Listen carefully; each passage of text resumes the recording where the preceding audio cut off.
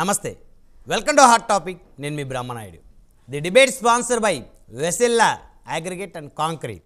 మొత్తానికి Tadepalli camp office నుంచి ఎమ్మెల్యేకి ఫోన్ వచ్చిందంటే ఎమ్మెల్యేల గుండెల్లో హర్రర్ మొదలైంది.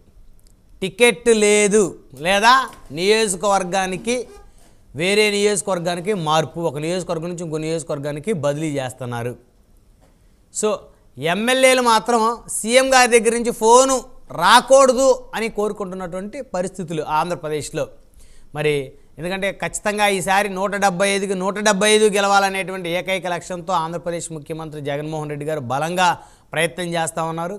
సో దానిలో భాగంగానే చాలా నియోజకవర్గాల్లో మార్పులు చేర్పులు అయితే భారీగా, అంటే తెలుగు రాష్ట్రాల్లో ఇప్పటి వరకు అటు ఉమ్మడి ఆంధ్రప్రదేశ్లో ఉన్నప్పటి నుంచి కూడా తెలుగు రాష్ట్రాల రాజకీయం పుట్టిన దగ్గర నుంచి ఒకేసారి ఇన్ని పొలిటికల్ ట్రాన్స్ఫర్లు ఇంతకుముందు ఎప్పుడు జరగలేదు. బహుశా భవిష్యత్తులో కూడా జరగవేమో. ఆ స్థాయిలో 50కి పైగా సిట్టింగ్ ఎమ్మెల్యేలను ఒక నియోజకవర్గం నుంచి ఇంకొక నియోజకవర్గం బదిలీ అంటే బహుశా వైఎస్ఆర్ కాంగ్రెస్ పార్టీ ఒకటి ఓటమికైనా దగ్గరైందని అనుకోవాలి, లేదా అతి విశ్వాసమైనా పెరిగిందని అనుకోవాలి. రెండిట్లో ఏదో ఒకటి అయితే ఖచ్చితంగా అనుకోవాల్సినటువంటి అవసరం ఉంటుంది. ఇకపోతే యువగాలం ముగింపు పాదయాత్రకి జనసేన అధినేత పవన్ కళ్యాణ్ హాజరు కానున్నారు. నిన్న మొన్నటి వరకు కూడా జనసేన అధినేత రాడు అనుకున్నటువంటి సమయంలో ఆయన్ని చంద్రబాబు గారు స్వయాన ఆయన ఇంటికి వెళ్ళి ఆయనతో చర్చించి ఆయన్ని ఆహ్వానించారు. సో తదనంతర పరిస్థితుల ప్రభావం వల్ల ఆయన కూడా యువగాలం ముగింపు పాదయాత్రకి అయితే రానున్నారు. మొత్తానికి అటు లోకేష్, ఇటు జనసేన అధినేత పవన్ కళ్యాణ్, ఈ ఎవరైతే యువనేతలు ఉన్నారో ఈ యువనేతలు ఇద్దరు కూడా ఈసారి టీడీపీ జనసేన కూటమిని అధికారంలోకి తీసుకొచ్చేదానికైతే పెద్ద ఎత్తున అయితే ప్రయత్నాలు చేస్తూ ఉన్నారు. మొత్తానికి యువగలం ముగింపు సభలో ఏదైనా కీలక ప్రకటన చేయనున్నారా? టికెట్ల అంశం కూడా పెద్ద ఎత్తున తెర మీదకి వస్తూ ఉంది. కొంతమంది ఏమో జనసేనకి 24, 26 అనేటువంటి వాయిస్ కూడా ఇస్తున్నటువంటి పరిస్థితి ఉంది. అయితే కాస్త జన సైనికుల దగ్గర నుంచి దీని మీద అయితే కాస్త వ్యతిరేకత అయితే మొదలవుతుంది. అందులో ఎలాంటి డౌటు లేదు. జనసేనకి 24, 26 సీట్లు తీసుకోవడం కోసం జనసేన అధినేత ఇన్ని సంవత్సరాలు రాజకీయం చేయాల్సిన అవసరంలా. తను గోదావరి జిల్లాల్లోనూ, కృష్ణా జిల్లా, గుంటూరు జిల్లా 4 జిల్లాల్లో కాన్సన్ట్రేషన్ చేస్తే 20-25 సీట్లు 100% గెలిచే అవకాశం ఉంటుంది. సో ఇది మరి రాను ఇది వైసీపీకి ప్లస్గా మారేటువంటి అవకాశం ఉంటుంది. ఈ సీట్లు ఏదైతే సర్దుబాటు ఉంటుందో జనసేనకి ఇచ్చేటువంటి సీట్లను బట్టి ఆ బంధం, పొత్తు బంధం గ్రౌండ్ లెవెల్లో కార్యకర్తలు ఓట్ బ్యాంక్ ఒకరు ఓటు ఒకటి ట్రాన్స్ఫర్ అవ్వడానికి అయితే ఉపయోగపడుతుంది. మొత్తానికి యువగలం ముగింపు పాదయాత్రలో అసలు ఏమి అనౌన్స్మెంట్ చేయబోతా ఉన్నారు. అదేవిధంగా ఇప్పుడు హరిరామ జోగయ్య గారు ఎవరైతే కాపు సంక్షేమ సేన వ్యవస్థాపక అధ్యక్షులు ఉన్నారో, గతంలో ఎంపీగా, మంత్రిగా, హోంమంత్రిగా పనిచేసినటువంటి కాపు సామాజిక వర్గానికి చెందినటువంటి సీనియర్ నేత, ప్రస్తుతం కాపుల ఆశా జ్యోతి అని కూడా అనొచ్చు కేసెస్కి సంబంధించి, అంటే ఒక స్ట్రక్చర్ను బిల్డ్ చేశారు.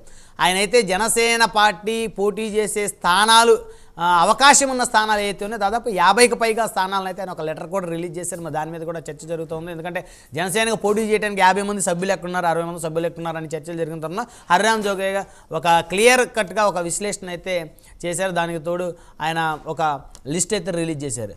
మరి ఈ అంశాలన్నీ చర్చిద్దాం. ఇదే వాళ్ళ హాట్ టాపిక్లో మనతో పాల్గొనడం కోసం చందు శ్రీనివాస్ గారు, రాజకీయ విశ్లేషకులు మనతోటి స్టూడియోలో అందుబాటులో ఉన్నారు. అదేవిధంగా హనుమంతరెడ్డి గారు, వైఎస్ఆర్ కాంగ్రెస్ పార్టీ సీనియర్ నాయకులు మనతో స్టూడియోలో అందుబాటులో ఉన్నారు. అదేవిధంగా తాతంశెట్టి నాగేంద్ర గారు, జనసేన పార్టీ సీనియర్ నాయకులు మనతోటి జూమ్ కాల్ అందుబాటులో ఉన్నారు. అదేవిధంగా విజయకరణ్ గారు, తెలుగుదేశం పార్టీ నాయకులు మనతోటి జూమ్ కాల్ అందుబాటులో ఉన్నారు. అదేవిధంగా ఆంజనేయ రెడ్డి గారు, భారతీయ జనతా పార్టీ సీనియర్ నాయకులు మనతోటి జూమ్ కాల్ అందుబాటులో ఉన్నారు. రైట్, ముందుగా చందు శ్రీనివాస్ గారితో మాట్లాడదాం. చందు గారు, గుడ్ మార్నింగ్ అండి. వెరీ గుడ్ మార్నింగ్ అండి బ్రహ్మనాయుడు గారు. మొత్తానికి యువగలం పాదయాత్రకి పవన్ కళ్యాణ్ గారు వెళ్తారా వెళ్ళరా అనే చర్చ జరిగింది. వెళ్ళరు అనుకున్నారు ఆయన షెడ్యూల్ని బేస్ చేసుకొని. ఎప్పుడైతే చంద్రబాబు గారు పవన్ కళ్యాణ్ గారు ఇంటికి వెళ్ళారో మరి ఏం చర్చలు జరిగినాయో తెలియదు. కానీ ఇప్పుడు యువగలం పాదయాత్రకి పవన్ కళ్యాణ్ గారు ముఖ్య అతిథిగా హాజరు కన్నారు. అదొక అంశం. దానికి తోడు ఎమ్మెల్యేల దగ్గర నుంచి తాడేపల్లి ప్యాలెస్ని సీఎం గారి దగ్గర నుంచి ఫోన్ వస్తే ఎమ్మెల్యేల గుండెల్లో వణుకు మొదలవుతూ ఉంది. మాకు సీటు బీకేస్తారా లేకపోతే వేరే నియోజకవర్గానికి ట్రాన్స్ఫర్ చేస్తారా, 2. ఇకపోతే హరిరామ జోగయ్య గారు ఎవరైతే కేసెస్ వ్యవస్థాపక అధ్యక్షులు ఉన్నారో మరి 50 మంది అభ్యర్థుల పేర్లు అయితే విడుదల చేశారు. మొత్తానికి ఈ 3 అంశాలని మనం ఏ విధంగా చూడాలి? ఈ 3 అంశాలు కూడా ఇప్పుడు ఎన్నికల మీద ప్రభావితం చూపేటువంటి అంశాలు. డెఫినెట్గా ఆల్రెడీ ఇంకా 3 నెలలు కూడా సమయం లేదు కాబట్టి అంతా రాజకీయాలు వాడివేడిగానే ఆంధ్రప్రదేశ్ ఉన్నాయి. మీరు అన్నట్టు ఫస్ట్ పాయింట్ యువగలం, అది ఒక మంచి, అంటే నాయకుడిగా తనని అనేక అవమానాలు ఎదుర్కొన్నాడు. చిన్న వయసులోనే ఆ స్థాయి నుంచి ఎమ్మెల్సీ అయ్యాడు, మినిస్టర్ అయ్యాడు. తర్వాత ప్రజల్లో నిత్యం ఉండి వాళ్ళ నాన్నగారు జైల్లో ఉన్నప్పుడు కూడా తను పరిణితి గల రాజకీయ నాయకుడిగా ఎమర్జ్ అయ్యాడు, అందులో డౌటే లేదు. దానికి అందరూ కూడా అభినందించాల్సిన విషయమే. దానికి రేపు జరిగే విజయనగరంలో ఈరోజు మధ్యాహ్నం జరిగే దానికి పవన్ కళ్యాణ్ గారు కూడా వెళ్ళటం అనేది అందరూ కోరుకున్నారు. మొన్న రాలేదు, ఎందుకు రాలేదు, తర్వాత చంద్రబాబు నాయుడు గారు కలవటం కావచ్చు, 2.5 గంటల సుదీర్ఘమైన డిస్కషన్ కావచ్చు. అంటే ఇది పవన్ గారికి రాకపోతే మిత్రధర్మం ప్రకారం ఏదో వీళ్ళిద్దరి మధ్య ఉన్నది అనేది అధికార పక్షం విమర్శించవచ్చు, కొంతమంది మేధావులు విమర్శించవచ్చు, అనలిస్టులు విమర్శించవచ్చు. ఆ అవకాశం ఇవ్వకుండా మనం కలిసి వెళ్తున్నాం కాబట్టి రాజకీయం చేద్దాం, అధికార పార్టీని దించాలనే ఆలోచన ఉన్నది కాబట్టి అది వెళితేనే మంచి సైన్ వెళ్ళిద్ది. అటు జనసేన పవన్ కళ్యాణ్ అభిమానులు కావచ్చు, ఇటు టీడీపీ క్యాడర్ కావచ్చు, దాదాపు 6 లక్షల మంది ఈ సభలో హాజరవుతారంటున్నారు. దానికి ఒక మంచి ప్లాట్ఫారంగా మీరు తప్పకుండా రావాలనేది పొత్తులో భాగంగా పవర్ షేరింగ్ కావచ్చు, పొత్తులు కావచ్చు, సీట్లు కావచ్చు, పార్టీ ఏ విధంగా వెళ్ళాలని కావచ్చు, చంద్రబాబు నాయుడు గారు అనుభవం రీత్యా 2.5 అవర్స్లో డిస్కషన్ జరిగిన మాట వాస్తవం. ఈరోజు ఆయన వెళ్ళటం కూడా చాలా మంచి పరిణామంగా మనం భావించాలి. అధికార పార్టీని ఏ విధంగా మీరు అన్నట్టు రెండో పాయింట్కి వెళ్తే కనుక ఆయన కాలు వస్తే తాడేపల్లి క్యాంప్ ఆఫీస్ నుంచి భయపడే పరిస్థితులు నిన్న మొన్న చూస్తున్నాం. 40 మంది ఎమ్మెల్యేలు దాదాపు బెంగళూరులో వెళ్ళినట్టుగా, దాంట్లో 3 మంత్రులు ఉన్నట్టు కదా, ఇవన్నీ కూడా రకరకాల స్పెక్యులేషన్స్. అంటే రెడ్డి గారు నవ్వుతున్నారు కానీ ఉన్న మాట వాస్తవే. చాలామంది మంత్రులు సీట్లు కూడా మారుతున్నాయి, 11 సీట్లు మారినాయి. కాకపోతే ఇక్కడ ఏంటంటే ఎందుకు ఇట్లా ఈ పరిస్థితి వచ్చింది అని బ్రహ్మనాయుడు గారు చూసుకుంటే కనుక రెడ్డి గారికి కూడా తెలుసు. ఇక్కడున్న తెలంగాణ రాష్ట్రం కేసీఆర్ గారు ఎట్లయితే అందుబాటులో ఉండడు, ఎమ్మెల్యేలకు మంత్రులు కూడా అపాయింట్మెంట్ ఉండదు అనే పాయింట్లో సేమ్ అదే ఎలిగేషన్ కావచ్చు, అది నిజమే. ప్రజలు అనుకుంటుంది ఏంటంటే సీఎం గారు అందుబాటులో ఉండరు, సీఎం గారు సీఎం అపాయింట్మెంట్ ఇవ్వలేదని అందరికీ తెలిసిన విషయమే. ఆ పాయింట్ ఆఫ్ వ్యూలో వ్యతిరేకత ఉన్నారు ఎమ్మెల్యేలో కావచ్చు, ప్రజల్లో కావచ్చు. రెండోది అమరావతి విషయంలో కావచ్చు, లేకపోతే ప్రజావేదిక కూల్చివేత విషయంలో కావచ్చు. ఆ తర్వాత అన్ని కృష్ణానది ఒడ్డును కూల్చేస్తారని చెప్పి ఏది కూడా కూల్చాల. అంటే ఓన్లీ చంద్రబాబు నాయుడు గారి మీద కక్షపూరిత అనే పాయింట్ ఆఫ్ వ్యూలో. 3 చంద్రబాబు నాయుడు విషయంలో అందరూ కూడా అరెస్ట్ విషయంలో సానుభూతి చేసుకోవటం కావచ్చు. 4 అభివృద్ధి విషయంలో హైదరాబాద్లో చూసుకోండి, కేసీఆర్ని కంపేరింగ్ చేసుకుంటే హైదరాబాద్ ఓటర్స్ అందరూ కూడా పట్టణ ఓటర్లు అభివృద్ధి బాగుందని చెప్పేసి బీఆర్ఎస్ కేసీఆర్. కానీ అక్కడ అభివృద్ధి పాయింట్ ఆఫ్ వ్యూలో ఎటువంటి ఇండస్ట్రీస్ లేవు, పరిశ్రమలు లేవు. సీకోస్ట్ గుజరాత్ తర్వాత అంతుండి కూడా అక్కడ లేకుండా పోవటం అనేది ఇవన్నీ కూడా పారామీటర్స్లో ఈ వ్యతిరేకత, ప్రజల్లో వ్యతిరేకత ఉంటుంది. ఆ పాయింట్ ఆఫ్ వ్యూలో ఉన్న ఎమ్మెల్యేలు కనుక ఎవరు కూడా సీటు కోల్పోరు. అట్లని నాకు సీటు మళ్ళీ కావాలనే కోరుకుంటారు, లేకపోతే నా ఫ్యామిలీకి ఎవరికొకరికి ఇవ్వాలని కోరుకుంటారు. ఆ సమయంలో చాలా ఆయన తీసుకుంది అది ప్రశాంత్ కిషోర్ స్ట్రాటజీ కావచ్చు, ఏదైనా కావచ్చు, చాలామంది విమర్శిస్తున్నారు. కానీ ఇక్కడ జగన్మోహన్ రెడ్డి గారు చాలా వ్యూహాత్మకంగా ఉంటున్నారు. ఎందుకంటే 2019లో వరల్డ్ కప్ క్రికెట్తో పోల్చుకుందాం, బ్రహ్మనాయుడు గారు వరల్డ్ కప్ వాళ్ళే సాధించారు, 151 ఎమ్మెల్యేలు, 22 మంది ఎంపీలు. మళ్ళీ వరల్డ్ కప్ 2024 కావాలని కోరుకుంటారు కదా. దాంట్లో సింగిల్ రన్కి అవుట్ అయ్యేవాళ్ళు, 2 రన్లకు అవుట్ అయ్యారు కాదు, 4, 6 కొట్టేవాళ్ళు వాళ్ళకి కావాలి. కాబట్టి చాలామంది ఏంటంటే ఆయన్ని జగన్మోహన్ రెడ్డి గారిని విమర్శిస్తున్నారు. కానీ ఈ పాయింట్ ఆఫ్ వ్యూ ఆయన వ్యూహాత్మకంగానే పొలిటికల్ స్టెప్స్ తీసుకుంటున్నాడనే అనుకోవాలి. ఆ పాయింట్ ఎందుకంటే గెలుపు అవతల వీళ్ళ మార్జిన్ 2014 కావచ్చు, 2019 కావచ్చు, 2024 కావచ్చు 2 to 4% ఉంటుంది. మనం 2019 ఎలక్షన్ చూసాం, అది ఆయనకి 49.5 వచ్చింది, ఇప్పుడు 39.5 వచ్చింది. 2 to 3, 6.5 జనసేన వచ్చింది. అది ఇప్పుడు 18% పెరిగిందని చెప్పి జనసేన కేడర్ నుంచి వస్తుంది. వీళ్ళకి 2% పెరిగిన 42+ ఇక్కడ 18 పెరిగిన ఏ విధంగా 62 అయితే 38 కన్ఫర్మ్ తగ్గిపోయే పరిస్థితి ఉంది. ప్రతి ఓటు చాలా కీలకమే కాబట్టి, ప్రతి సీటు చాలా కీలకమే కాబట్టి అక్కడ కులాలు కలిపే దాంట్లో పవన్ కళ్యాణ్ గారు ప్రయత్నం చేస్తూ ఉంటే టీడీపీతో కలిసి వెళ్ళాలనుకుంటే కులాలు మధ్య విభజన చేసేసి వ్యూహాత్మకంగా ఆ కులంలోనే కాపు కులం మీకు చేయను అని చెప్పాను. గతంలో 60% కాపులు ఆయనకి వేశారు. ఇప్పుడు కాపులు కూడా కొద్దిగా ఆలోచించవలసిన అవసరం ఉంది, కాపులకి ఎంతవరకు చేశారనేది. అదే సమయంలో ఈ కులాల మధ్య ఈక్వేషన్స్లో ఈయన బీసీలకు దగ్గర అయ్యాడు గత ఎలక్షన్స్లో.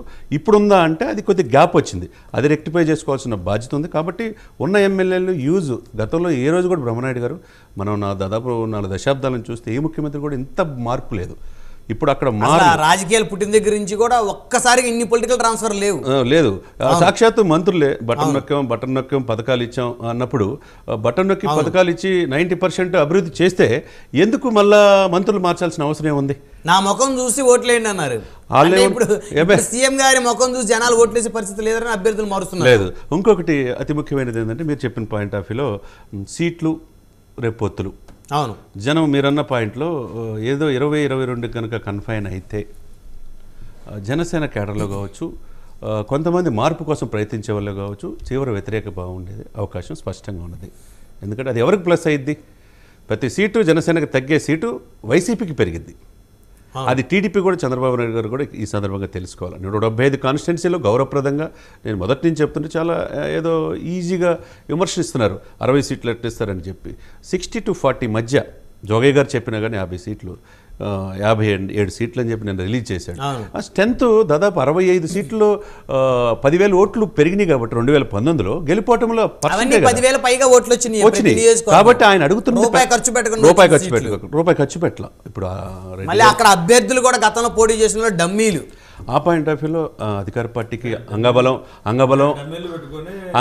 డమ్మీలంటే ఆర్థికంగా, రాజకీయంగా బ్రహ్మనాయుడు గారు, చంద్రబాబు నాయుడు గారికి అనుకూలంగా పనిచేయాలని డమ్మీలు పెట్టారని మీరు చెప్తున్నారు. సార్ ఇప్పుడు ఒంగోలు ఉంది. ఒంగోలు ఎవరైతే పోటీ చేశారో రియాజ్ గారు, అక్కడ ఆయన 10,000 పైగా ఓట్లు సాధించారు.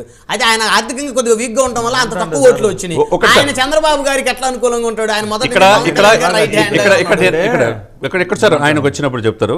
ఇక్కడ నేననేది ఏంటంటే గౌరవప్రదంగా చంద్రబాబు నాయుడు గారు చేసుకోవాలి. ఈరోజు ఏం జరగబోతుందో సాయంత్రం చూడాలి. వీళ్ళ పొత్తులు ఏ విధంగా పోతాయి, పవర్ షేరింగ్ ఏంది, ఇవన్నీ కూడా ఉంటాయి. పద్దాకల పల్లకీలు మోయటానికి జనసేన కార్యకర్తలు కావచ్చు, దాని వెనకస్తున్న సామాజిక వర్గం 24% కాపులు ఏమి ఉంటుల్లా. ఆయన ముఖ్యమంత్రిగా చూడాలని కోరుకున్నారు కాబట్టి పవర్ షేరింగ్ అనేది కూడా కోరుకున్నారు. అదేవిధంగా గౌరవప్రదంగా 40 నుంచి 60 సీట్ల మధ్య జోగయ్య గారు చెప్పినట్టు కావచ్చు, గౌరవప్రదంగా ఉండాలంటే సీటు పెరిగే కొంది వైసీపీకి గ్రాఫ్ తగ్గిపోద్ది, జనసేన సీటు తగ్గే కొంది వైసీపీకి గ్రాఫ్ పెరిగింది. ఇది టీడీపీ కూడా ఆలోచించుకోవాలి. గౌరవప్రదంగా ఉంటే ఇరువురికి సంకీర్ణ ప్రభుత్వంకి జగన్మోహన్ రెడ్డి గారిని దించాలంటే ఇప్పుడున్న రాజకీయాల్లో చాలా కష్టం. ఆ వ్యూహాలకి మనం పదును పెట్టుకొని వీళ్ళిద్దరూ అరమరికలు లేకుండా రేపు బీజేపీ కూడా ఒక వారం 10 రోజుల క్లారిటీ వస్తుంది. బీజేపీ కూడా కలిసి వెళ్ళే అవకాశం, వారికి కూడా 14 సీట్లు పొత్తులు వేస్తారనేటువంటి చర్చ కూడా సాగుతోంది. ఆంధ్రప్రదేశ్లో స్పష్టమైన ఇది కనబడుతుంది. మొత్తానికైతే సీట్లు సరిగ్గా కనుక డిస్ట్రిబ్యూషన్ అవ్వకపోతే, అంటే పొత్తులు సరిగ్గా కనుక జనసేన సీట్లు ఇవ్వకపోతే వ్యతిరేకత ఏదైతే మీరు అన్నట్టు ఆ వ్యతిరేక ఓట్ బ్యాంక్ వైసీపీకి వెళ్తుంది, కానీ టీడీపీకో లేకపోతే జనసేన లేదా ఇంకో పార్టీకి పోయే పరిస్థితి లేదు. రైట్, మళ్ళీ వస్తాను మీ దగ్గరకు. మనతోటి హనుమంత్ రెడ్డి గారు, వైఎస్ఆర్ కాంగ్రెస్ పార్టీ సీనియర్ నాయకులు. హనుమంత్ రెడ్డి గారు, గుడ్ మార్నింగ్ అండి. Good morning sir. మీకు ప్యానల్ ఉండే సభ్యులకు, ప్రైమ్ 9 ప్రేక్షకులు అందరికీ very very good morning sir. మొత్తానికి జగన్మోహన్ రెడ్డి గారి దగ్గర నుంచి ఒకప్పుడు ఫోన్ వస్తే ఆనందంగా పులకరించిపోయేటువంటి నియోజకవర్గంలో పెద్ద స్థాయి నేతలు కానీ లేకపోతే ఎమ్మెల్యేలు కానీ ఇన్ఛార్జీలు కానీ ఈరోజు సీఎం గారి దగ్గర నుంచి ఫోన్ వస్తుంటే, అమ్మో సీఎం గారి దగ్గర నుంచి ఫోన్ వస్తూ ఉంది, నా సీటు పీకేస్తున్నాడా లేకపోతే నన్ను మా ఊరు నుంచి ఇంకొక ఊరు పంపిస్తున్నాడా అనే భయాందోళనలో ఉన్న మాట వాస్తవం కాదా హనుమంత్ రెడ్డి గారు? అదంతా చాలా ఒట్టి ట్రాష్. మీరు అంటున్నట్టుగా ఏదో జరిగిపోతుందని ఇంకోటి ప్రతి ఎమ్మెల్యేలు సీఎం ఆఫీస్కు నియోజకవర్గానికి సంబంధించిన సమస్యల గురించి దాని గురించి వెళ్తూ ఉంటారు. దాన్ని పట్టుకొని ఏదో సీట్లు మారుస్తూ ఉన్నారు. ఇంకోటి సీట్లు మారుస్తున్నారు, మా అభ్యర్థులు మారుస్తున్నాం, కానీ మేము ఏదో జనసేన నుంచి లేదంటే టీడీపీ పార్టీ నుంచి తీసుకొని వచ్చి వాళ్ళకి ఇవ్వడంలే. మా వైఎస్ఆర్ కాంగ్రెస్ పార్టీ నాయకులకు, మా వైఎస్ఆర్ కాంగ్రెస్ పార్టీ జెండా మోసిన వాళ్ళకి టికెట్లు ఇస్తానని తప్ప వేరే వాళ్ళకి ఇవ్వడం. మా నాయకత్వంలో, జగన్మోహన్ రెడ్డి గారి నాయకత్వంలో పనిచేస్తానని 2 సంవత్సరాల ముందు పార్టీలోకి వచ్చాడు. అప్పటి నుంచి పార్టీలోనే ఉన్నాడు, గెలిచాడు, ఇప్పుడు వరకు మంత్రిగా పనిచేస్తా అన్నాడు. మా అభ్యర్థులను మేమేం చేస్తున్నాము, మేము రాష్ట్రానికి 175 నియోజకవర్గాల్లో పోటీ చేయాలని మా ఆలోచన. వాళ్ళ ఆలోచన అంటే 40 సంవత్సరాల పార్టీ పెట్టుకొని 14 సంవత్సరాలు ముఖ్యమంత్రిగా పనిచేసి 14 సంవత్సరాలు ప్రతిపక్ష నేతగా పనిచేసి ఈ భారతదేశంలోనే మాకున్నంత, అంటే తెలుగుదేశం పార్టీ చెప్తా ఉంటారు 70 లక్షలు 80 లక్షలు వాళ్ళు కార్యకర్తలు ఉన్నారని చెప్పుకునే పార్టీలు 14 సంవత్సరాలు పెట్టి పార్టీ పెట్టినటువంటి పవన్ కళ్యాణ్ గారు రాజకీయాల్లోకి వచ్చి దాదాపు 20 సంవత్సరాలు అవుతుంది. 14 సంవత్సరాలు పార్టీ పెట్టి ఆయన ఇంతవరకు ఫలాన్ని నేను ఇన్ని నియోజకవర్గాల్లో పోటీ చేస్తాను, నా నియోజకవర్గ సమన్వయకర్తలు వీళ్ళు అవినీతికి వ్యతిరేకంగా, చంద్రబాబు నాయుడు గారు అవినీతి ఏదైతే మాట్లాడుతుంటాడు కదా, ఆయన చెప్పిన ప్రతి స్లోగన్లో అవినీతికి వ్యతిరేకంగా నేను పార్టీ పెట్టాను, ఇంకోటి అవన్నీ ఒట్టి ట్రాస్ అని. ఆయన చంద్రబాబు నాయుడు గారు అవినీతి కేసులో జైలుకి వెళ్ళినప్పుడు జైల్లోకి వెళ్ళి ములాఖత్ పోయి మిలాఖత్ బయటకు వచ్చి, నేను అడక్కున్నా, వాళ్ళు అడిగారో లేదో తెలియదు కానీ ములాఖత్ పోయి మిలాఖత్ బయటకు వచ్చి నేను తెలుగుదేశం పార్టీతో కలిసిపోవచ్చు అంటే నాకు తెలియని అంశం ఏమిటంటే, ప్రజలు కూడా చాలా జనసేన నాయకులు కూడా ఇగో మనం బీజేపీతో మనకు అవసరం లేకుండా కూడా బీజేపీతో కలిసి నడుస్తున్నామే. 2019 ఎలక్షన్ల ముందర నరేంద్ర మోడీ గారిని పాచిపోయిన లడ్లనే ఇంకొక రకంగా చంద్రబాబు నాయుడు గారు ఇద్దరు కలిసి తిట్టి, ఆ తర్వాత ఇద్దరు కూడా ఏ విధంగా బీజేపీ పార్టీతో అంటకాగుతున్నారో ఈ రాష్ట్ర ప్రజలకు తెలుసు. అంటే అధికారంలో ఉన్నప్పుడు చంద్రబాబు నాయుడు గారు ఎలా ఉంటారు, అధికారం పోయిన తర్వాత ఎలా ఉంటారు. అలాగే చంద్రబాబు నాయుడు గారి అధికారంలో ఉన్నప్పుడు పవన్ కళ్యాణ్ గారి స్పీచ్ ఎలా ఉంటుంది, చంద్రబాబు నాయుడు గారు అధికారం పోయిన తర్వాత చంద్రబాబు నాయుడు గారి పవన్ కళ్యాణ్ గారి ఆలోచనలు ఎలా ఉంటాయంటే ఈ రాష్ట్ర ప్రజలు అందరూ చూస్తూనే ఉన్నారు. అది మా పార్టీలో వైఎస్ఆర్ కాంగ్రెస్ పార్టీలో 170 నియోజకవర్గాల్లో మిమ్మల్ని తీసుకెళ్లి గుంటూరులోని కృష్ణాలను పొడి నేను చెప్తానండి వినండి, మా మంత్రులను వేరే చోటికి మారిస్తే ఈ సీటు ఆ సీటు 2 సీట్లు గెలిపిస్తారనే ఆలోచనలోనే మేము చేస్తాం. మా ఆలోచన ఏంటి, మాకు ఎక్కడైతే ఇంతవరకు కొన్ని సీట్లలో గెలవలేదో 151, 24 సీట్లు కూడా మేము కైవసం చేసుకోవాలనే ఆలోచనలో ఉన్న 175కు 175 సీట్లు గెలవాలనే ఆలోచన మాది. మీ ఆలోచన ఏది, చంద్రబాబు నాయుడు గారి ఆలోచన, పవన్ కళ్యాణ్ గారి ఆలోచన ఎలా ఉంటుందంటే ఏదో ఒక రకంగా ప్రజలను మభ్యపెట్టాలి, మనలో ప్రజలు నమ్మడంలా. ఈరోజు యువగలం యాత్ర చేసినటువంటి ఏదైతే నారా లోకేష్ గారు ఆ రోజు మొదలుపెట్టింది 400 రోజులు 4000 కిలోమీటర్లు నేను ప్రజల సమస్యలు తెలుసుకుంటానని చెప్పి పాదయాత్ర మొదలుపెట్టి ఎవరి కోసం పాదయాత్ర చేశాడో ఆయనకే తెలియదు, ఎందుకు పాదయాత్ర ఆపాడో ఆయనకే తెలియదు.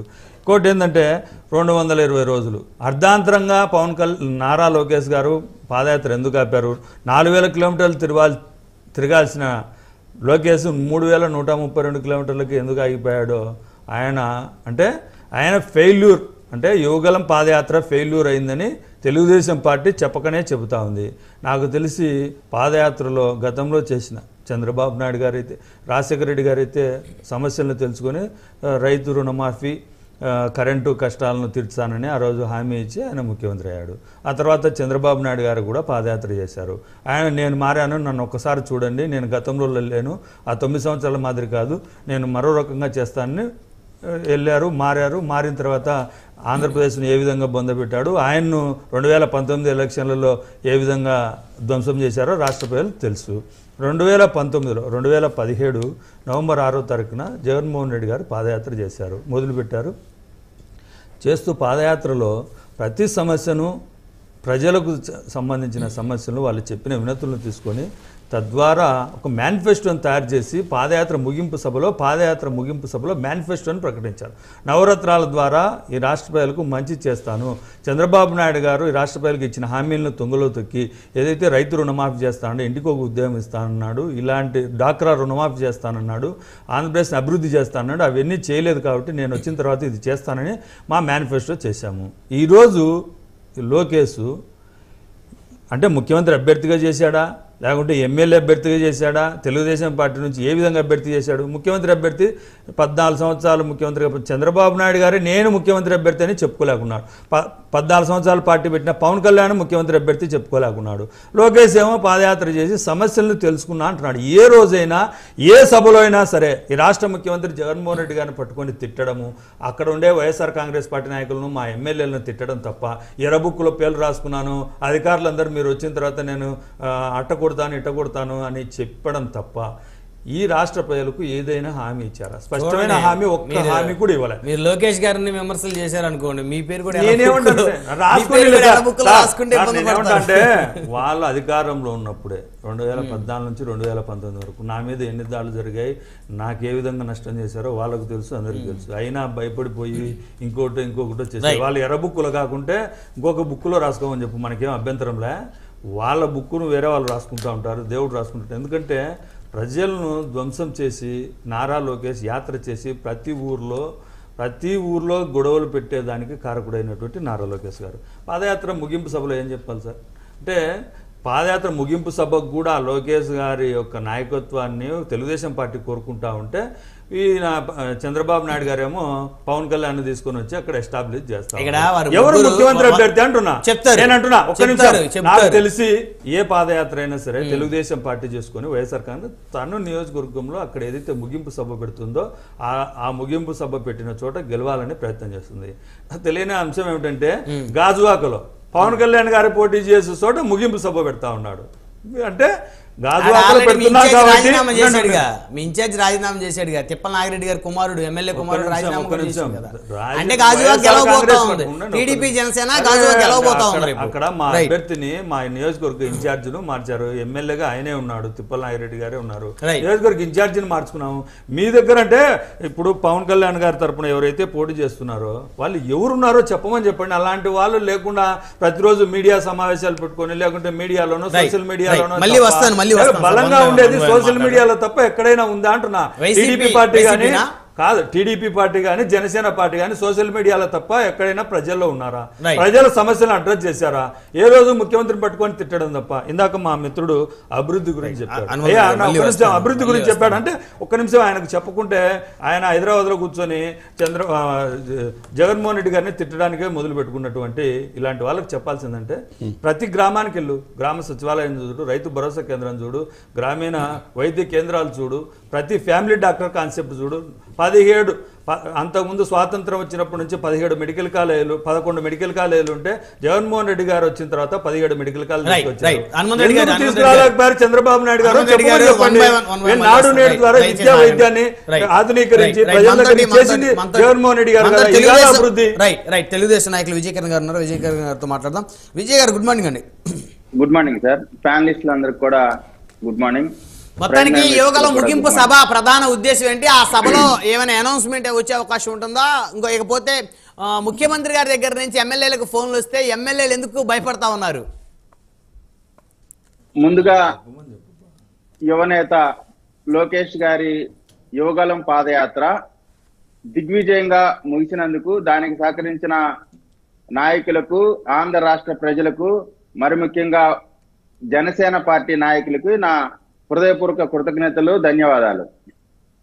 ఈ రోజున యువగలం పాదయాత్ర చూసి బెంబేలెత్తిపోయి టెన్షన్ లో రకరకాలుగా మాట్లాడుతా ఉన్నారు. హనుమంత్ రెడ్డి గారు నవ్వుతా ఉన్నారు, విజయకరణ్ గారు హేళన చేస్తా ఉన్నారు. హనుమంత్ రెడ్డి గారు నవ్వటం తప్ప ఏం చేయలేరులేండి. ఇంకా వచ్చే రిజల్ట్స్ చూసి పిచ్చి నవ్వడం తప్ప చేయగలిగేది లేదు. ఒక్క విషయం మధ్యలో అడ్డొస్తా ఉన్నాను. హనుమంత్ రెడ్డి గారు నవ్విన నాపసేను పండిత్ అని మా ఊర్లో ఒక సామెత ఉంది. మొదటి నుంచి లోకేష్ గారిని మీరు రకరకాలుగా మీరు ట్రోల్ చేస్తా వచ్చారు, మీ వైసీపీ కార్యకర్తలు కానీ నాయకులు. ఈ రోజు ఆయన ఒక బలమైన నాయకుడిగా తారై ప్రజల్లో 3000 కిలోమీటర్ల పైగా పాదయాత్ర చేసి ప్రజా సమస్యలు తెలుసుకొని ముగింపు సభ పెడతా ఉన్నాడు. ఏదో ఒక రోజు నారా లోకేష్ అనే వ్యక్తి ఏదో ఒక రోజు ఖచ్చితంగా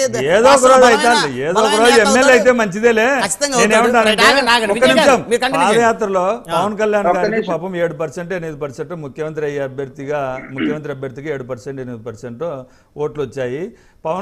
లోకేష్ గారి పోటీ అప్పుడు 1% లో ఉంటే ఇప్పుడు కూడా 1% లో ఉంటా అంట. అందుకేనంట తెలుగుదేశం పార్టీ పాదయాత్ర ఆపింది. విజయ్ గారు కంటిన్యూ చేయండి. ఈ రోజున లోకేష్ బాబు గారు అవమానం చెక్కిన శిల్పం, అది గుర్తుపెట్టుకోవాలా. ఇప్పుడు నిన్న అంబటి రాంబాబు గారు కొన్ని కామెంట్స్ చేశారండి, ఖచ్చితంగా వాటి గురించి ఈ రోజు ప్రస్తావించాలా. ఎందుకంటే లోకేష్ ఎవరి కోసం యాత్ర చేశారని అడుగుతున్నారు. అవును, హనుమంత్ రెడ్డి గారు క్లియర్ గా వినండి. దగాపడ్డ దళితుల కోసం, వంచబడ్డ వెనుకబడిన వర్గాల కోసం, మోసగించబడ్డ ముస్లిం మైనార్టీల కోసం, పేద మధ్య తరగతుల కోసం, ఉక్కిరి బిక్కిరి అవుతున్న ఉద్యోగస్తుల కోసం ఎవరు గుర్తించని యాత్ర అని చెప్పి అంబటి రాంబాబు గారు అంటున్నారు. ఈ యాత్రను మొదట గుర్తించింది జగన్మోహన్ రెడ్డి గారు, వైఎస్ఆర్సీపీ. అందుకే జీవో నెంబర్ 1 తెచ్చారు, మైకులు లాక్కున్నారు, దాడులు చేశారు, కేసులు పెట్టారు. చిత్తూరులో మొదలైన యాత్ర గోదావరి జిల్లాలోకి రాగానే ఆ యువ సునామీలో కొట్టుకుపోతామనే భయంతో చంద్రబాబు నాయుడు గారిని అరెస్ట్ చేశారు. తాత్కాలికంగా పాదయాత్ర ఆపారే కానీ, తాత్కాలికంగా ఆపగలిగారు కానీ పాదయాత్రను ఆపలేకపోయారు. అన్న 4000 కిలోమీటర్లు కదా, ఎందుకు 3132కి ఆపారు? 4000 కిలోమీటర్లు కదా మీరు చెప్పింది. అంటే మీరు ఇచ్చిన మాట నెరవేర్చలేరని మీ పాదయాత్ర ద్వారానే మీరు చెప్తా ఉన్నారు. అడిగారు కదా, చెప్తారా? అడగండి, మీరు అడగండి అంటున్నా. అన్ని చెప్తా, మీరేం కంగారు పడమాకండి. ఇక పాదయాత్ర ముగింపుకు వచ్చింది. ముగింపుకు వచ్చేసరికల్లా మీరు ఒక్కసారి గమనించండి, వై నాట్ 175 అని యువగలానికి ముందు అన్నారు. యువగలం తర్వాత జనసేన పార్టీ కలిసిన తర్వాత ఉన్న 175 మెంబర్స్ బెంబేలు ఎత్తిపోయి కంగారు ఎత్తిపోయి ఎక్కడ వాళ్ళని ఎక్కడికి మారుస్తున్నారో అర్థం కాక ఎవరు ఎమ్మెల్యేలుగా అభ్యర్థులుగా ఉంటారో ఉండరో తెలియక కంగారు ఎత్తిపోతా ఉన్నారు. ఎందుకు కంగారు ఎత్తిపోతా ఉన్నారు? గతంలో ఏమన్నారు? జగన్మోహన్ రెడ్డి గారు బొమ్మ చూసి గెలిచారన్నారు. మొన్నటిదాకా మా ముఖ్యమంత్రి అభ్యర్థి జగన్మోహన్ రెడ్డి గారే. మీ ముఖ్యమంత్రి అభ్యర్థి ఎవరో చెప్పుకోలేదు. మీ ముఖ్యమంత్రి అభ్యర్థి ఎవరో చెప్పుకోలేని పరిస్థితుల్లో దీనావస్థలో తెలుగుదేశం పార్టీ జనసేన పార్టీలు ఉన్నాయి. మా ముఖ్యమంత్రి అభ్యర్థి కాళ్ళు ఎగరేసుకొని చెప్తా ఉన్నాం, మా ముఖ్యమంత్రి అభ్యర్థి జగన్మోహన్ రెడ్డి. వైఎస్ జగన్మోహన్ రెడ్డి మా ముఖ్యమంత్రి అభ్యర్థి. మీ ముఖ్యమంత్రి అభ్యర్థి ఏందో చెప్పుకోండి. మీరు వింటూ నేర్చుకోండి. వారి ముఖ్యమంత్రి అభ్యర్థులుగా చంద్రబాబు గారు, పవన్ కళ్యాణ్ గారు, లోకేష్ గారు ఆ 3 ఫేసులు చూసి జనం ఓటేయమని వాళ్ళు అడుగుతా ఉన్నారు. మీరు జగన్మోహన్ రెడ్డి గారు చూసి ఓటేయమని అంటే నాకు అర్థం కదా. వాళ్ళు ముఖ్యమంత్రి అభ్యర్థి ఇతనని చెప్పుకోలేని పరిస్థితులు వాళ్ళు ఉన్నారు. మేము ధైర్యంగా మేము చెప్తా అంటే మేమే భయపడిపోతున్నాం. ముగ్గురా ఉంటారా? నమస్కారం సార్. మీకు రాజ్యాంగం అంటే తెలియదు. ముఖ్యమంత్రిని ఎన్నుకునేది ఎమ్మెల్యేలు, ప్రజాప్రతినిధులు. ఎమ్మెల్యేలు ఎవరిని ఎన్నుకుంటారు? ముఖ్యమంత్రి అనేది మీకు సంబంధించిన విషయం కాదు, మా పార్టీకి సంబంధించిన విషయం. మా ముఖ్యమంత్రి అభ్యర్థి ఎవరు అనేది ప్రజలు నిర్ణయిస్తారు. మా నాయకుడు చంద్రబాబు నాయుడు గారు. అందులో ఎటువంటి శశభిషాలు లేవు. మీరు అంటా ఉన్నారు పొత్తుల మీద. అంటే 2004లో వైఎస్ రాజశేఖర రెడ్డి గారు అత్యంత బలహీనుడా? మరి ఆయన పొత్తులు పెట్టుకున్నప్పుడు దానికి ఏం చెప్తారు? జైలులో పుట్టిన పార్టీ వైఎస్ఆర్సీపీ మమ్మల్ని కేసుల గురించి చెప్తా ఉంటారు. మీరు ఒక్కటే గుర్తు పెట్టుకోండి, యువగలానికి ముందు వైనాట్ 175 అన్న ఈ మొనగాళ్ళు యువగలం తర్వాత అంటే ఇక్కడే మీకు అర్థమవుతోంది యువగలం ఎఫెక్ట్ వైఎస్ఆర్ కాంగ్రెస్ పార్టీ మీద ఏ విధంగా పడింది అనేది.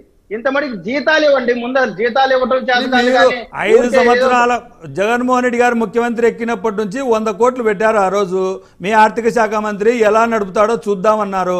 ఆ రోజు నుంచి 5 సంవత్సరాలు నడుస్తుంది. ప్రతిరోజు మీరు వంత పాడేది ఉద్యోగస్తులకు జీతాలు ఏంటి? ఇవే కదా మీరు చెప్పేది. మేము రాష్ట్ర ప్రజలకు 2,50,000 కోట్ల రూపాయలు డీబీటీ ద్వారా మేము ట్రాన్స్ఫర్ చేశాం. మీరు అధికారంలో ఉన్నప్పుడు ఒక్క రూపాయి కూడా ట్రాన్స్ఫర్ చేయలేదు కదా. ఎందుకు చేయలేదు అంటే తెలుగుదేశం పార్టీ అవినీతి చేసిందని మీరే కదా చెప్తా ఉండేది. 5 సంవత్సరాల కాలం పట్టింది. అయ్యా ప్రతిరోజు మీరు మాట్లాడే మాటలు ఇవే. ప్రతిరోజు కిరణ్ గారు ప్రతిరోజు ఈ రాష్ట్ర ప్రభుత్వం మీద అందరికీ సమానంగా ఇవ్వాలి. ఆయన అన్నప్పుడు మీరు మాట్లాడాలి సార్. తప్పును ప్రశ్నించాలి. భావ్యం కాదు. హనుమంత్ రెడ్డి గారు పరిపాలనలో ఫెయిల్ అయ్యారు కాబట్టి, ప్రజల అవసరాలను అడ్రస్ చేయలేకపోయారు కాబట్టి, చివరికి చెత్త మీద కూడా చెత్త పన్ను వేస్తున్నటువంటి చెత్త ప్రభుత్వం కాబట్టి జగన్మోహన్ రెడ్డి గారు ఖచ్చితంగా ఓడిపోతారనే భయంతో మాత్రమే ఈ రోజున అభ్యర్థుల్ని మారుస్తా ఉన్నారు. Point number 1. రెండోది, పొద్దున లేచిన దగ్గర నుంచి నిద్రపోయినప్పుడు కూడా వైఎస్ఆర్సీపీ నాయకులకి పవన్ కళ్యాణ్ గారే కల్లోకి వస్తున్నట్టున్నారు. ప్రతి దానికి లేచిన దగ్గర నుంచి పవన్ కళ్యాణ్ గారిని ఆడిపోసుకోవడం తప్ప వీరు ఎక్కడా కూడా ప్రజలకు ఉపయోగపడే కార్యక్రమాలు చేయలేకపోతా ఉన్నారు. చంద్రబాబు నాయుడు గారు తెలుగుదేశం పార్టీ అధ్యక్షులు, పవన్ కళ్యాణ్ గారు జనసేన పార్టీ అధ్యక్షులు. వారి పార్టీలకి వారికి సంబంధించిన బలాలు వాళ్ళకు ఉంటాయి. 2 రాజకీయ పార్టీలు. అసలు వైఎస్ఆర్ కాంగ్రెస్ పార్టీని అడుగుతున్నాను, మీలాంటి రాక్షస నాయకులతో కలవటానికి సిద్ధపడే ఒక్క రాజకీయ పార్టీని చెప్పండి. ఒక్క ఒక్క రాజకీయ పార్టీ చెప్పండి. అంటే లేరనేగా మీ అభిప్రాయం? మేము మిగతా రాజకీయ పార్టీలు హనుమంతరెడ్డి గారు రాగా విజయ్ గారు మళ్ళీ వస్తాను. మనతోటి తాతంశెట్టి నాగేంద్ర గారు ఉన్నారు, జనసేన పార్టీ సీనియర్ నాయకులు. నాగేంద్ర గారు గుడ్ మార్నింగ్ అండి.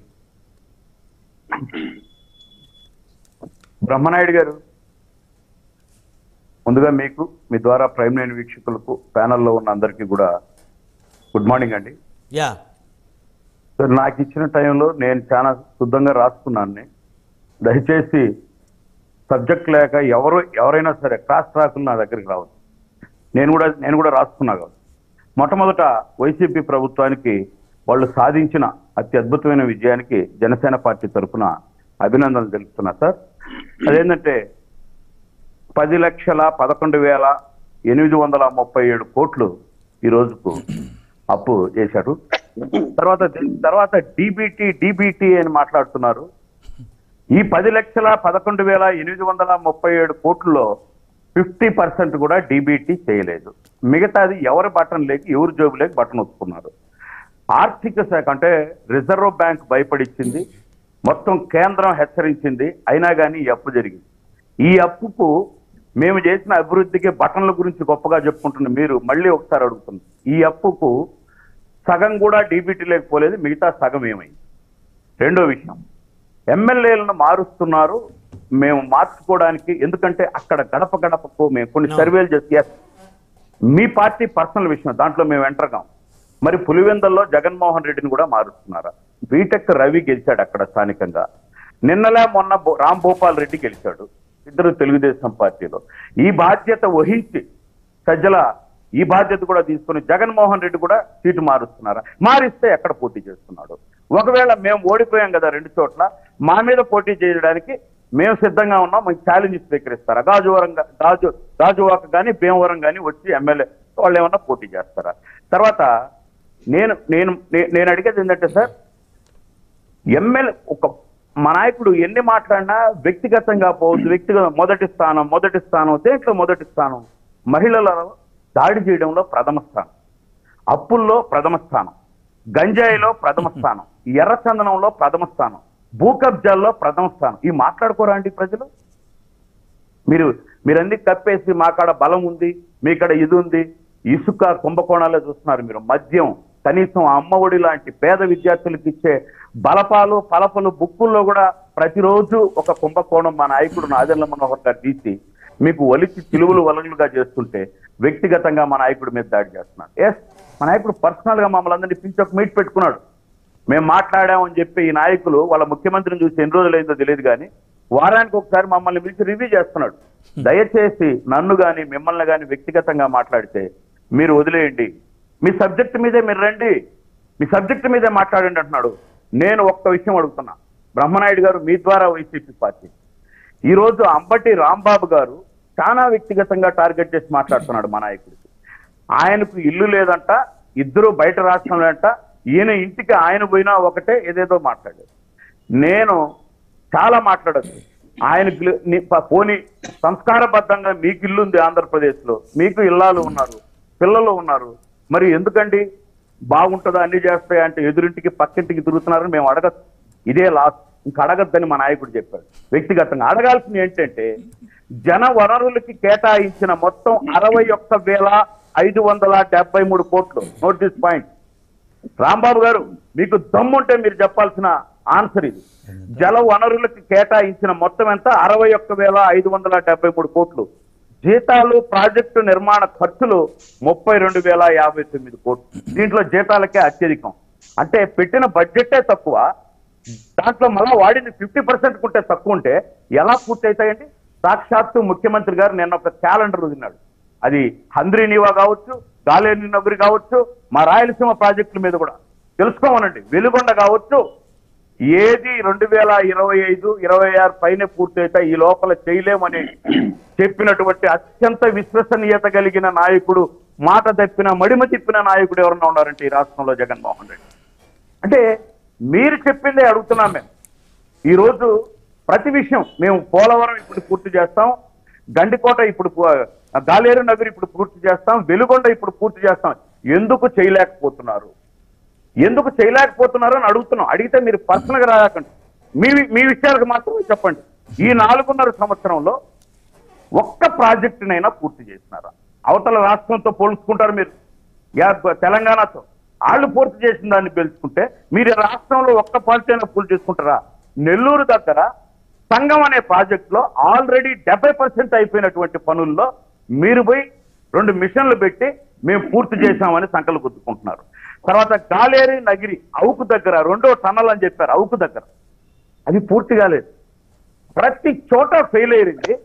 నేను ప్రతి చోట ఎందుకు ఈ జలవనరుల శాఖ ఫెయిల్ అయినాయని చెప్పి నేను సూటిగా రాంబాబును చెప్పే దమ్ముందా? మీరు ఎమ్మెల్యేలు మార్చారు, ఆయన ఎవరో సోషల్ మీడియాలో ఏడలేరు, బలంగా ఉన్నారు. మరి సోషల్ మీడియాలో మేము 500 మంది ఎదవలను పోగు చేసుకున్నాము, వాళ్ళందరూ ఇంకా మావనోళ్ళు పనికిరారు, ఆ ఎదవలను పోకిరీలను పోగు చేశా. నేను ఇంకా ఈ రోజు నుంచి ప్రతిరోజు తెలుగుదేశం పార్టీ మీద, చంద్రబాబు నాయుడు గారి మీద, లోకేష్ గారి మీద, పవన్ కళ్యాణ్ గారి మీద వ్యక్తిగత దాడులు చేస్తా అన్న వెధవ ఎవడండి? అదేనండి అడిగిన దానికి ఆన్సర్ కదండి చెప్పాలి.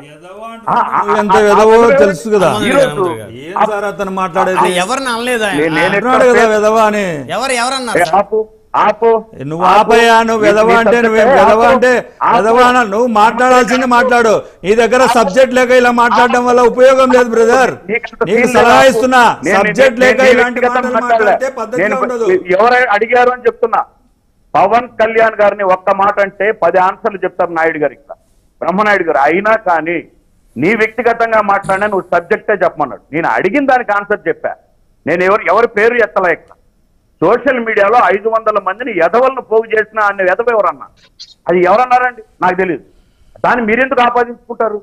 తర్వాత ఇప్పుడు ప్రతి చోట నేను నిలబడతాను, ప్రతి చోట పోడు. వై నాట్ 175 కాదండి, ఆల్రెడీ 151. అంటే మీరు ఎందుకు వ్యక్తిగతంగా లోకేష్ గారి మీద కావచ్చు, పవన్ కళ్యాణ్ గారి మీద కావచ్చు, చంద్రబాబు మీరు ఒక్కరు లేరా అండి? సింగిల్ గా ఎంతమంది వస్తే మీకేమండి? మీరు మాట తప్పుడు మనవ చెప్పుడు సింహం కదా, పులి కదా, మరి ఎందుకు భయపడుతున్నారు? ఎందుకు రోజు 10 మందిని పిలుచుకుంటున్నారు? ఎందుకు సజ్జల 41, 21 అంటున్నారు? నేను అడిగిన దానికి ఆన్సర్ ఉందా లేదా? పులివెందుల్లో జగన్మోహన్ రెడ్డి పోటీ చేస్తున్నాడా లేదా? 2 చోట్ల రెండు ఓడిపోయారు కదా. మొన్నటికి మొన్న రాంభూపాల్ రెడ్డి గెలిచాడు కదా. సాక్షాత్తు సీఎం కూడా సార్ రాజు ఒక రూల్ పెడితే అందరికీ వర్తిస్తుందా లేదా? బ్రహ్మనాయుడు గారు వర్తిస్తుంది కదా. మీరు ఇదే సౌండ్ లో మాట్లాడాలండి అంటే అక్కడున్న అందరికీ వర్తిస్తుంది. మరి ఈ జగన్మోహన్ రెడ్డి గారిని కూడా ఏమన్నా మార్చే అవకాశం ఉందా? మేము అడుగుతున్నాం, మమ్మల్ని అడుగుతున్నారు కదా. మీ సీట్ ఎక్కడ? మీ ముఖ్యమంత్రి ఆయన ఎలా మారుస్తారు? పార్టీ అధినేత ఆయన కదా. అదే మీ సీట్ ఎక్కడ? మీ పొత్తు ఎప్పుడు? మీరు ఎక్కడ నుంచి పోటీ చేస్తున్నారు? ఎక్కడి నుంచి పోటీ చేస్తారో చెప్పమనండి, నేను రెడీ. గాజువాక నుంచి జగన్మోహన్ రెడ్డి గారు వస్తే మేము పవన్ కళ్యాణ్ గారిని అక్కడ పోటీ చేయిస్తున్నాం. భీమవరం నుంచి జగన్మోహన్ రెడ్డి పులివెందులు దాటి వస్తే అక్కడ పోటీ చేపిస్తాం. లేదా ఆయన పులివెందులు వదిలి ఎక్కడికి వస్తాడో చెప్పానండి, పోటీ చేపిస్తాం. మేము ఆన్సర్ చాలా సక్రమంగా, చాలా నీట్ గా, చాలా పద్ధతిగా చెప్తున్నాం. ఎందుకంటే ఆయన కూడా గడపకు ఏ గడపకు పోలా ఈ 4.5 సంవత్సరాలు. ఆయన నన్ను చూసి ఓటేయండి, నన్ను చూసి ఓటేయండి అంటున్నాడు. ఇప్పుడు 53 మంది ఎమ్మెల్యేలు నిన్ను చూసి ఎందుకు వేయాలా? మమ్మల్ని పోతే మాకు జగన్మోహన్ రెడ్డి బటన్ వచ్చినాడు, మమ్మల్ని ఏది చేయనీకపోతివి, నిన్ను చూసి ఓటేసి నిన్ను చూసే మోసపోయినావు అని చెప్పి అతి త్వరలో యువగళం కాదు వైసీపీ ఎమ్మెల్యేల గళం వినిపిస్తారు. అప్పుడు మాట్లాడమనండి. నేనేమడు సార్ ఒక్క నిమిషం మీరు చాలా టైం ఇచ్చారు వాళ్ళు. నేనేమడుగుతున్నానంటే ఈ జలయజ్ఞం అన్నది ఒక అంటే అడుగడుగున ముద్దు పెట్టి నెత్తిన ముద్దు ఈపును రుద్ది జలయజ్ఞాన్ని మా డాడీ నుంచి నేను వారసత్వంగా తీసుకున్నాను అని చెప్పి ఎందుకు జగన్మోహన్ రెడ్డి వెన్ను చూపి జలయజ్ఞంలో ఒక ప్రాజెక్టు కూడా పూర్తి చేయలేక పారిపోతున్నాడు? రెండో విషయం, ఆశలన్నీ వచ్చే ప్రభుత్వం మీదే. ఇప్పుడు ప్రజల యొక్క ఎందుకు వెయిట్ చేస్తున్నారంటే ఈ ప్రాజెక్టులన్నీ పూర్తయి మన భూములకు మన నీళ్లకు ఆశలన్నీ ప్రభుత్వం మీదే. ఇక్కడ మా జిల్లా వ్యక్తిగా హనుమంత్ రెడ్డి గారిని చివరిగా ఒక మాట అడుగుతున్నా. నియాంగు, కిచ్చిలి, నివారు, మిచంగ్ ఇలా పేర్లు మార్చుకుని తుఫాన్లు వస్తున్నాయి. ఆల్రెడీ 4 ఏళ్ళైంది జగన్ అనే తుఫాన్ వచ్చి. ఇప్పుడు సొంత ఊర్లో సొంత జిల్లాలో నివర్ తుఫానుకు పడిపోయిన రైతులకు ఇంతవరకు పరిహారం ఎందుకు అందలా? సొంత ఊర్లో ముఖ్యమంత్రికి రైల్వేపూర్ రాజంపేట తోటల్లో 3 సంవత్సరాల ముందు వచ్చిన తుఫానుకి ఇప్పటికీ రూపాయి రాలా. మళ్ళీ మీరు రైతులను ఆదుకుంటాం, ఎక్కడ ఆదుకున్నారు? జిల్లాలో ఆదుకోలేనాడు, ఎక్కడ ఆదుకుంటాడు? మనతో ఆంజనేయ రెడ్డి గారు, భారతీయ జనతా పార్టీ సీనియర్ నాయకులు. ఆంజనేయ రెడ్డి గారు, గుడ్ మార్నింగ్ అండి. గుడ్ మార్నింగ్ బ్రహ్మనాయుడు గారు. మొత్తానికి దాదాపు 50కి పైగా వైసీపీ సిట్టింగ్లు మార్చేటువంటి అవకాశాలు చాలా స్పష్టంగా కనపడతా ఉన్నాయి. నిన్న కూడా ఎమ్మెల్యేలతో కొంతమందితో ముఖ్యమంత్రి జగన్మోహన్ రెడ్డి గారు మీటింగ్ ఏర్పాటు చేశారు. అదేవిధంగా కొంతమందికి టికెట్ లేదని కూడా చెప్పిన పరిస్థితులు ఉన్నాయి. అయితే ఇంకా టికెట్ లేదని చెప్పిన అభ్యర్థులు అయితే టీడీపీ కానీ జనసేన కానీ ఇంకా జంపింగ్ అయితే జరగలేదు. మరి ఇక జరుగుద్దేమో 2-3 విడతలో లిస్టు రిలీజ్ అయిన తర్వాత జరిగే అవకాశం ఉంది. ఎందుకంటే మొదటి విడత అందుకనే కాబోలు 11 మందిని ప్రకటించారు. ఎందుకంటే ఒక్కసారి 50 మందిని ప్రకటిస్తే ఆ 50 మందిలో ఒక 5-6 కలిసి కట్టుకు వెళ్ళిపోయే పరిస్థితి ఉంటుంది. సో ఎలా ఎటువైపు దారి తీసే అవకాశాలు ఉన్నాయి ఆంజనేయ రెడ్డి గారి పరిస్థితులని? బ్రహ్మనాయుడు గారు ఆల్మోస్ట్ 40 నిమిషాల తర్వాత అవును నేనేం మాట్లాడాలి, అందరూ మాట్లాడేశారు, నాకేం మిగల్చలేదు ఇంకా. సో వాళ్ళందరూ మాట్లాడిన మీద మీరు సీనియర్ కాబట్టి ప్లీజ్ లైటర్. దయచేసి ఎవరు కూడా మధ్యలో ఇంటర్ఫియర్ కావద్దు. ప్రత్యేకంగా హనుమంత్ రెడ్డి గారికి చెప్తున్నాను, హనుమంతుడి గారు విమర్శలు స్పోర్టివ్ గా తీసుకోవాలా, వెంటనే ఆవేశపడిపోయి మాట్లాడాల్సిన అవసరం లేదు. వ్యక్తిగత విమర్శలు అసలు చేయవలసిన అవసరం ఉందని నేను అనుకోను. బ్రహ్మనాయుడు గారు ఏ రాజకీయ పార్టీ అయినా ఆ రాజకీయ పార్టీ స్వేచ్ఛ, ఎవరిని పోటీ పెట్టాలా, ఎవరిని మార్చాలా, ఎవరిని తొలగించాలా, ఇందులో ఎటువంటి అనుమానం లేదు. కానీ ఇక్కడ ఏమిటంటే మన రాష్ట్రంలో చాలా ఆశ్చర్యకరమైన పరిణామాలు అధికార పార్టీలు చోటు చేసుకుంటున్నాయి. ఏమిటి, ఒక 40-50 మందిని మారుస్తారా? మేము కూడా మార్చాం. గుజరాత్ లో కూడా మేము 50-60 మంది ఎక్కి మార్చలేదు. మార్చడం అంటే ఏమిటి, నేను ఇప్పటి వరకు ఐఏఎస్ ఐపీఎస్ ట్రాన్స్ఫర్లు చూసా, లేదా రెవెన్యూ డిపార్ట్మెంట్ ట్రాన్స్ఫర్లు చూసా, మ్యూచువల్ ట్రాన్స్ఫర్లు కూడా చూసాం. మేము చాలా మందికి నేను మ్యూచువల్ ట్రాన్స్ఫర్ లేదని అవసరం ఉంటే కరెక్ట్ గా దగ్గరికి పోయి మ్యూచువల్ ట్రాన్స్ఫర్ ఒకసారి ఇబ్బంది చేయండి అంటే చేశాను. కానీ ఇవి ఏ ట్రాన్స్ఫర్ లో నాకైతే అర్థం కావడం, ఈ ఎమ్మెల్యేల ట్రాన్స్ఫర్లు ఎక్కడికి మారుస్తున్నారు నాకైతే అర్థం. నేనేమంటున్నా అంటే ఒక నియోజకవర్గంలో ఎమ్మెల్యే విఫలమయ్యాడు, ఆయనకి క్రెడిబిలిటీ పోయిందంటే, మేము గుజరాత్ లో 50-60 మంది ఎమ్మెల్యేలకు చాలా సీనియర్లకు కూడా మేము టికెట్లు నిరాకరించాం. వాళ్ళ దేశం ఇంకొక నియోజకవర్గంలో పెట్టలేదు, ఇంకొక నియోజకవర్గంలో పోటీకి పెట్టలేదు. కానీ ఆంధ్రప్రదేశ్ లో ఏమిటి, ఈళ్ళ దేశంపై ఇక్కడ ఇంకొక జిల్లాకి, వేరే జిల్లాలకు తీసుకుపోతున్నారు, వేరే జిల్లాలకి ఇన్ఛార్జిగా ప్రకటిస్తున్నారు. ఇప్పుడు ఉదాహరణకి మన ఆరుమూళ్ళ సురేష్ గారు ఇప్పుడు 3వ నియోజకవర్గానికి వెళ్తున్నట్టున్నాడు, 3వ నియోజకవర్గంలో ఇన్ఛార్జ్ ఉంటున్నారు. కాబట్టి ఇవన్నీ చూసినప్పుడు మనకేమొస్తుంది, తమాషా ఏమిటి, మంత్రులు కూడా ఇంకొక నియోజకవర్గానికి పంపిస్తున్నారు. ఆ నియోజకవర్గంలో ఉండేవాళ్ళు మాకు రావడానికి లేదంటారు, ఈ నియోజకవర్గంలో ఉండేవాళ్ళు మేము వెళ్ళడానికి లేదు, మా దగ్గరే ఉండాలంటారు, ఇంకొక నియోజకవర్గాలు ఉన్నాయని తీసేయమంటారు. ఈ గందరగోళం అంతా మనం చూస్తున్నప్పుడు మనకు చాలా స్పష్టంగా అర్థమవుతుంది ఏంటంటే అధికార పార్టీ చాలా సమస్యల్లో ఉంది, చాలా ప్రమాదంలో ఉంది. అధికార పార్టీ మళ్ళా తిరిగి అధికారానికి వస్తామని ఏమాత్రం నమ్మకం లేదు. అందులో భాగంగానే ఆ యొక్క ఫ్రస్ట్రేషన్ లోనే, ఆ యొక్క నిరాశ నిస్పృహలోనే ఈ చర్యలు తీసుకుంటున్నాయని సాధారణ ప్రజలకు అర్థమవుతుంది. దీనికేమి రాకెట్ సైన్స్ కాదు బ్రహ్మనాయుడు గారు, it's not a rocket science, it is simple thing that this government, this power party which is in power Andhra Pradesh చాలా ఫ్రస్ట్రేషన్ లో ఉన్నారు, చాలా సింపుల్ గా అర్థం అవుతుంది.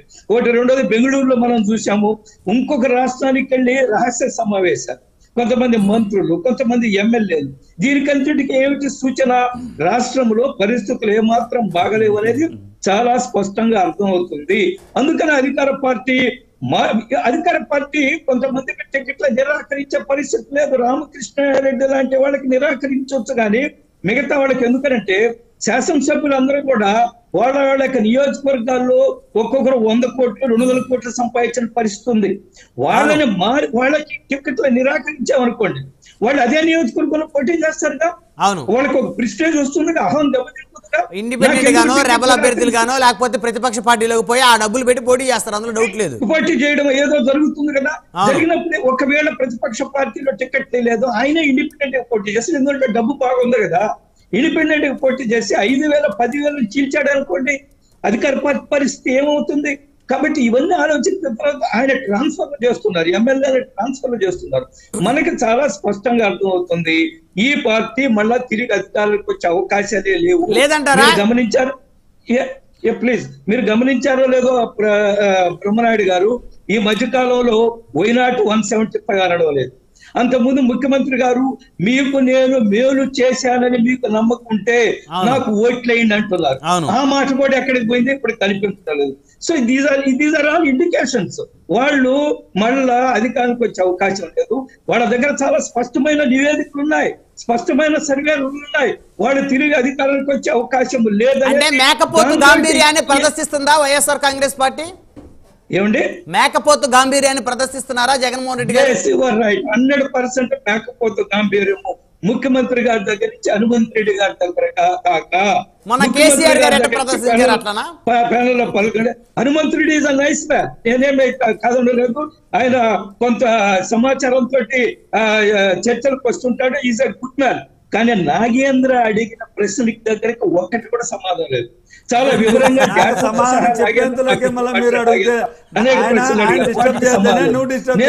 మనం అభివృద్ధి మీద చర్చిద్దాం. ఇప్పుడు మనం రాజకీయ చర్చ చేస్తున్నాం. బ్రహ్మనాయుడు గారు మీకు గుర్తుంటో ఉందో లేదో, చంద్రబాబు నాయుడు గారు 2014 తర్వాత ఇప్పుడు మళ్ళీ పవన్ కళ్యాణ్ గారి దగ్గరికి వెళ్ళారు.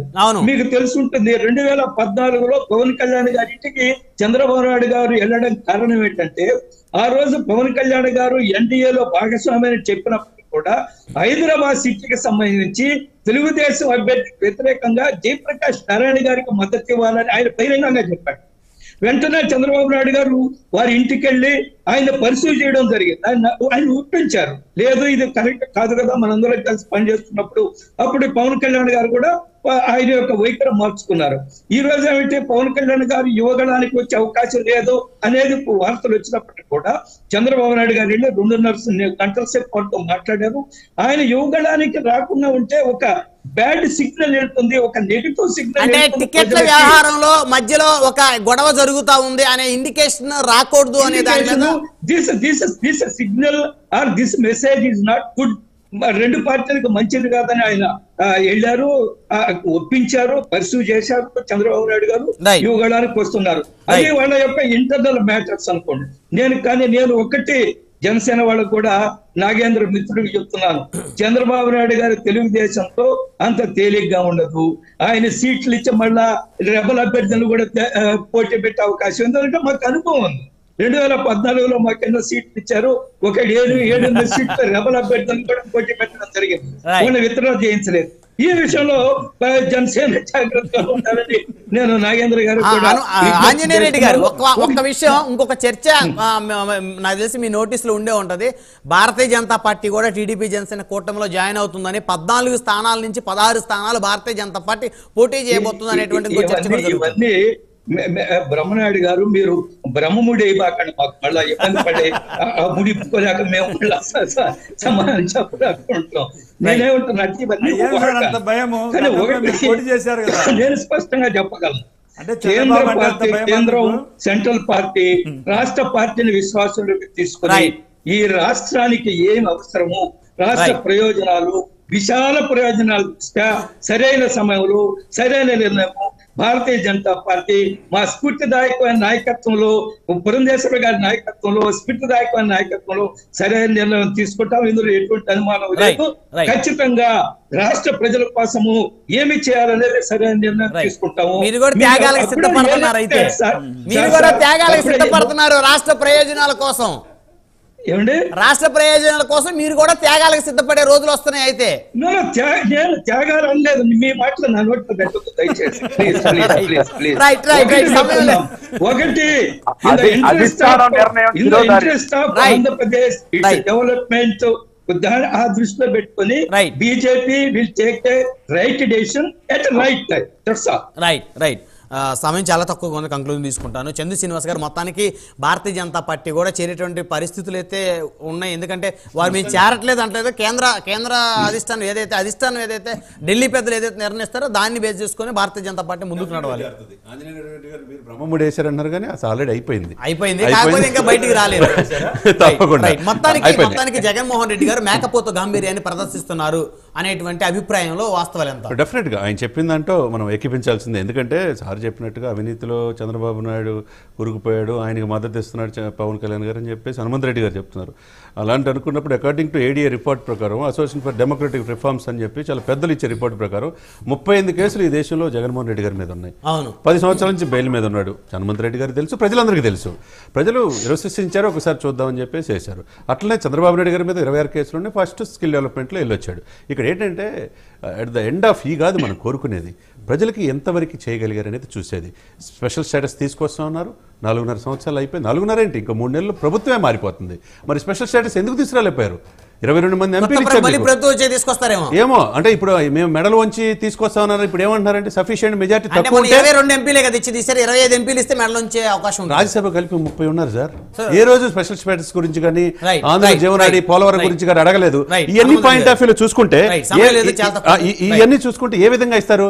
14 మళ్ళా ముఖ్యమంత్రి గారని జగన్మోహన్ రెడ్డి గారు అంటున్నారు.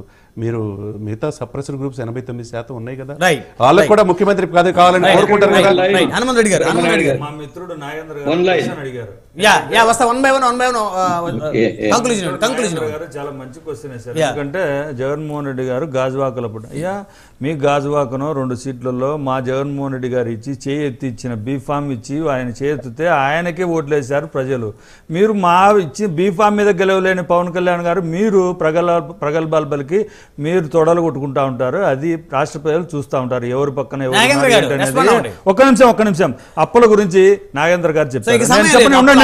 అప్పులు ఈ బీజేపీ పార్టీ కేంద్రంలో ఉండే పాలిత ప్రాంతం కేంద్రం ఉండే ప్రభుత్వం చెప్పింది రాష్ట్రం ఆంధ్రప్రదేశ్ 7వ స్థానంలో ఉంది అప్పులలో 4,44,000 కోట్ల రూపాయలని వాళ్ళు పార్లమెంట్ సాక్షిగా చెప్పారు. కానీ వీళ్ళు మాత్రం ప్రతిరోజు విషయాన్ని చింపడానికి తప్ప జగన్మోహన్ రెడ్డి గారి మీద మంచి చేస్తా ఉంటే విషయాన్ని చింపడానికి తప్ప ఇంకొక ఆలోచన లేకుండా ఇలాంటి వాళ్ళు చెప్పేదానికి రేపు రాష్ట్ర ప్రజలు నిర్ణయిస్తారు. గెలిచారు గాజువాకలో పవన్ కళ్యాణ్ గారు గెలవలేకపోయారు. అలాంటిది మీరు ఎలా సవాల్ చేస్తారంటున్నారు? అంటే నేను ఓటమినే ప్రాతిపదికగా తీసుకుంటే వివేకానంద రెడ్డి ఓడిపోయినాడు. అంత నువ్వు అడిగిన దానికి సమాధానం చెప్పు. జగన్మోహన్ రెడ్డి గారు ఇచ్చిన బీఫామ్ మీద గెలవలేని మీరు ఎలా మాట్లాడతారు సార్? మీరు మళ్ళీ మాట్లాడుతూ ఉంటారు సోషల్ మీడియాలో. ఓటమిని ప్రాతిపదికగా తీసుకొని మాట్లాడతాడు.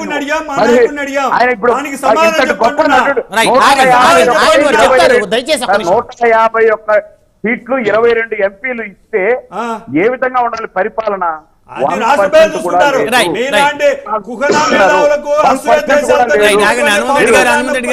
పవన్ కళ్యాణ్ సపోర్ట్ చేసి మీలాంటి వాళ్ళకి అందరికి ప్రజలు బుద్ధి చెప్తారు.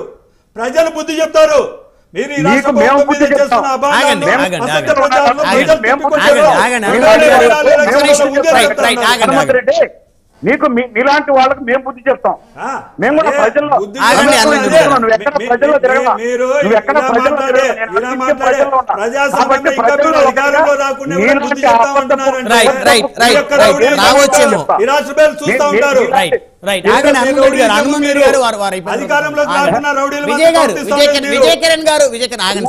వ్యక్తిగతంగా మాట్లాడితే నేను గంజాయి వ్యాపారం చేయలేదు, నా డ్రైవర్లు గంజాయి వ్యాపారం కేసుల్లో లేరు. నన్ను వ్యక్తిగతంగా మాట్లాడితే నేను మాట్లాడతా. నేనే వ్యాపారం చేయలేదు.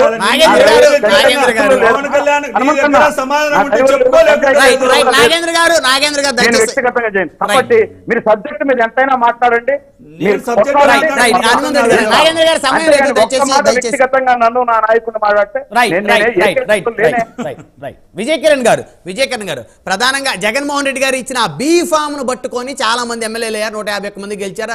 పవన్ కళ్యాణ్ గారి మీద అదే బీఫామ్ గెలిచింది. అదేవిధంగా ఎవరైతే లోకేష్ గారి మీద అదే బీఫామ్ గెలిచింది. అలాంటి జగన్మోహన్ రెడ్డి గారిని సవాల్ చేసేటువంటి పరిస్థితి టీడీపీ జనసేనకు లేదనేది వైసీపీ నాయకులు హనుమంత్ రెడ్డి గారి అభిప్రాయం.